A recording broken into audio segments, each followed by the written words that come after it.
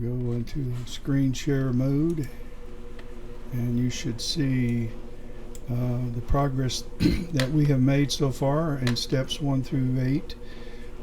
We started off by importing our HA, O3, and S2 data. They were mono, and then we renamed them. This is the HA, S2, and O3. We did a crop after we did a linear fit using sulfur 2 as a baseline to adjust the luminosity of the other two images, the HA and the O3, so that the luminosity levels in histogram transformation all looked equal. With the channels being equal, then when I stretched it, there was no need to unlink the channels, and they rendered as about as accurate and detailed a picture of what the HA and the O3 and the S2 were doing. We then combined them, and we used the Hubble palette, actually a variation of the Hubble palette. It's not much of a change. Remember, we mapped HA with the green channel, but we only gave it about 80%, and we added 20% of sulfur to the HA in that channel, so it's a mix. Other than that, the red channel is sulfur 2 and the blue channel is O3. So it's the show Hubble palette SHO mapping of the colors in RGB with the find it real quick here, with the green channel being 80% hydrogen alpha and 20% sulfur 2. That added a little yellow, and of course we can't see it here, but it's in this image. Then after having put these together, we ran the dynamic background extraction, and then we looked at different methods by which we could color calibrate, and we talked about 4 methods. We talked about using color calibration without structure detection by coming up with a black background reference point, and then finding a white unsaturated star and using that as our white reference, and that rendered a very, very green image, super green image, which meant it just brought out the hydrogen alpha at the expense, it looked like, of everything else. Then we did the star detection, where we used the reference in the background, but we used the entire image and all of the stars to be kind of averaged as a means by which we were going to determine what the white point would be. It rendered a better, in my opinion, a more accurate color calibration, akin to the next, which was the photometric color calibration, and that involved using plate solving and comparing the information on my IC 1318 to the reality of what the color should look like once it's plate solved and matched up against the accurate color calibrated target. And so then it used methods to adjust my image to what it should actually be, and that is the one I'm using. So the 4th color calibration was the use of Hartmut Bormann's script, and we found that in utilities, and we had to go to a website to download that software program. And on the prior video, there's a link to how you do that. That's video 8, part 8, and there's other scripts we're going to download from Hartmut Bormann too, and we're going to be use those in part 10. But this was the auto color, and it looked pretty good as well. So they were all pretty much alike, with the exception of the color calibration without the with star detection turned off. and that was just brilliantly green. And now all of this is going to ultimately be removed, but through the color calibration, we've already lost the magenta stars that were real prevalent in prior to color calibrating images. So we probably won't have to do anything else to address the stars, at least their color, at least for the ones that haven't been saturated. And there are some, but there are a lot that are saturated. Okay, now what we're going to do, and it'll be the last thing that we do with this image and until we stretch it. And the last thing we're going to do is we're going to apply a noise reduction program. And to my knowledge, it's, I think, the only linear, meaning before it's stretched or before the histogram transformation has been applied.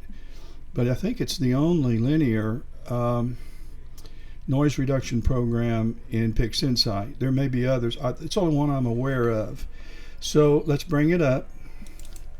And it's called Multilinear Transform. And you can find it under Process. I just use all processes and lost it. And we'll go down to Multiscale Linear Transform. And here it is. Again, once I have the settings I'm going to use repeatedly, I just take this triangle and drop it to my desktop. I give it a name. I bring it over here and add it in my workflow when I usually use it, which is right before I stretch the color image. And then I save my processes by going to Process, Process Icons, Save Process Icons. I note where I save it, and then each time I boot up and start using PixInsight, I load my process icons. So I have them in the order that I use them, and I have them with the settings already intact, so I don't have to go revisit what those settings should be. It just saves me a lot of time and helps me with my workflow, and it reminds me of the steps that I should be following and steps I may have skipped by getting in a hurry or not paying attention, which I always do. So at any rate, we have the multi-scale linear transform, and I'm going to open up all of the little windows here so you can see what needs to be checked.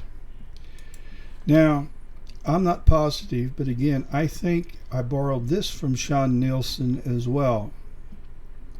And I may be giving credit to Sean, but Sean's done so much in the way of teaching PixInsight the way I can understand it that I'll give him credit even if he didn't come up with this. It might have been Adam Block, and I could have gotten it from Warren Keller. I am a member of both of their websites, and they both do an outstanding job in teaching this. If it wasn't for them, I wouldn't know what to do. I would be totally lost. So I thank them for the work that they've done. And there's others besides Sean. Chuck Ayub has been really helpful. I got all of my time-lapsing of the sun information from him. I wouldn't have known where to start, and he already kind of paved the way. So for that, I'm very appreciative. And but there's just a host of others, and I'm sure you have Backyard Astronomy with Trevor Jones, and I've gone to many of those sites, picked up so many ideas from them, and we owe them a lot.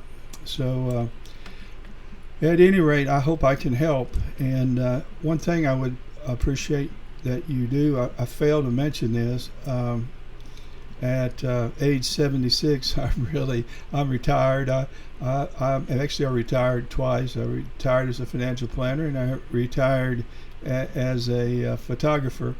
And so I spent 43 years in financial planning, and I still do a lot of photography, mostly sports photography. But I was a football coach before that, and you know, football coaches can't do science.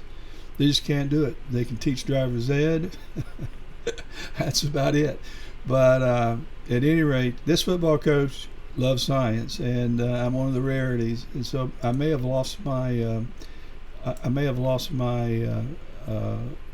I don't know what they call a jock status, but at any rate, if I had it, it's gone. These are the settings that I'm using.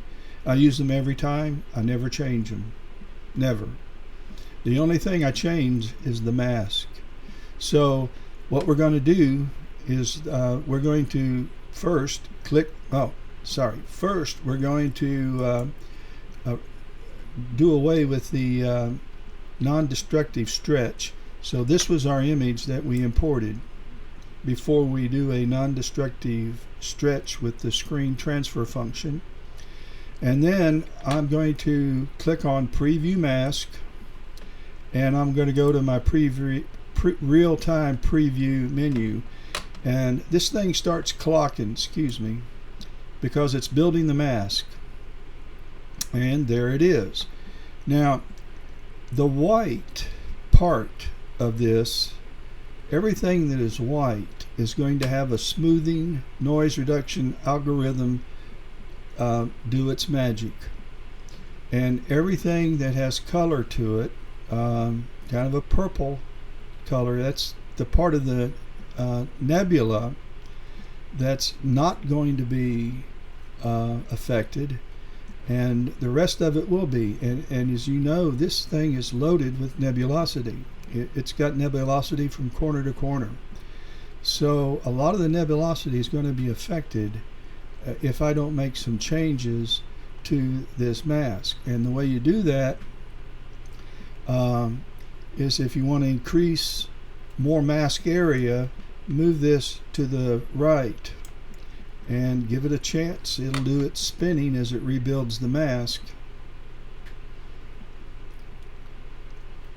And so I have a little more nebulosity that's being protected and a few more stars. In fact, considerably more stars.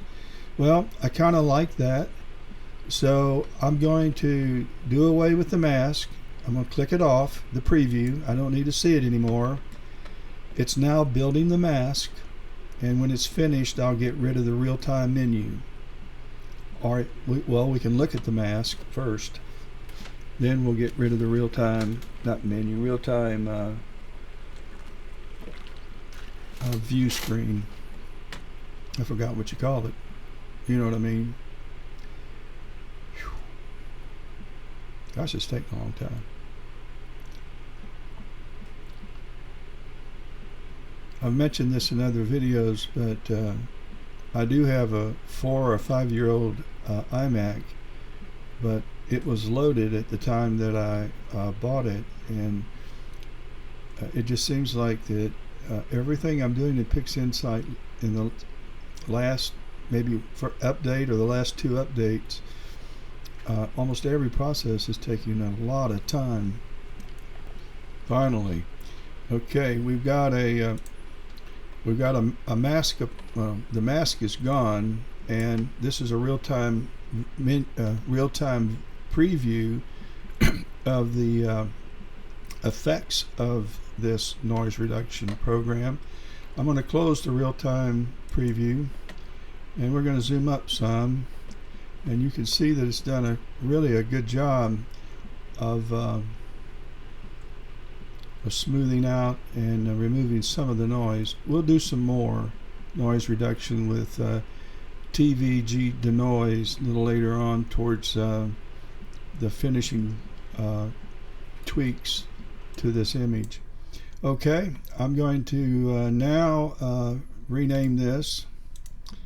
We've done color, and this is going to be Multilinear Transform. And I'm going to make a clone of that, and I'm going to save this. I got it all messed up. All right.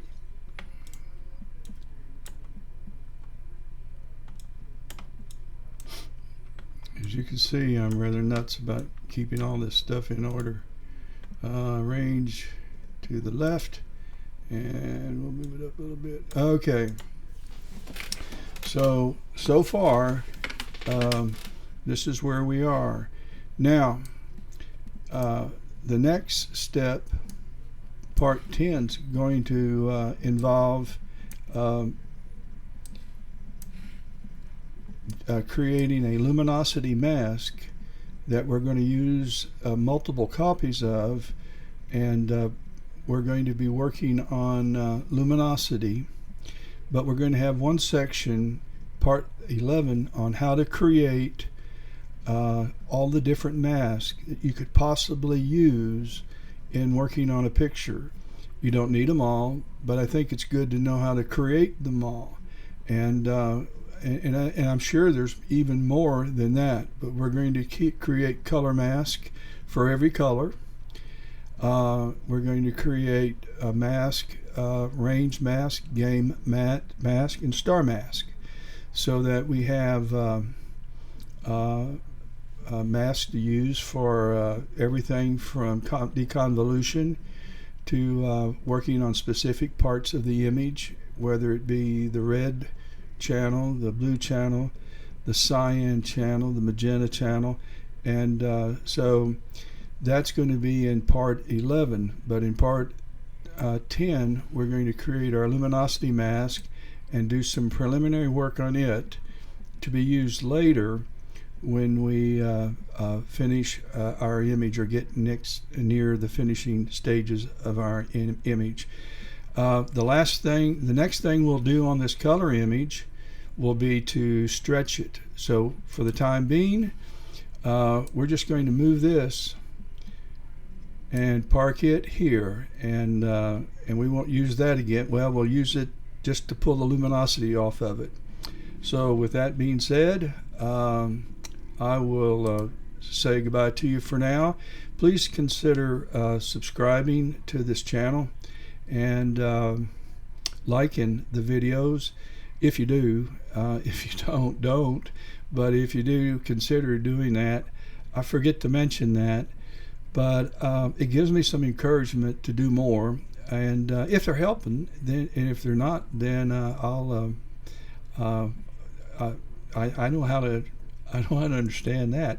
So, but if they are helping, let me know, and just put a like by it if you can, and if you subscribe, you'll know when I'm doing another one. Also, I decided that I'm going to go live every night that I image. There aren't a whole lot of nights I get to image because of clouds, but I run 2 telescopes at a time. Most of the time, one's an SCT and reaching a little further into deep space, and the other is a wide field. And but lately I have just 2 wide fields on, and I've been doing a lot of looking at nebulas, simply because it's probably my favorite thing to image. So with that being said, consider liking and subscribing to my channel, and I'll know that you have an interest in seeing more, and then you'll be notified as well. Again, I'm at my age, having retired, I have very little, no interest in monetizing anything, as much as I am in need more of encouragement to do more. So let me know, and I would appreciate it. Y'all have a good day.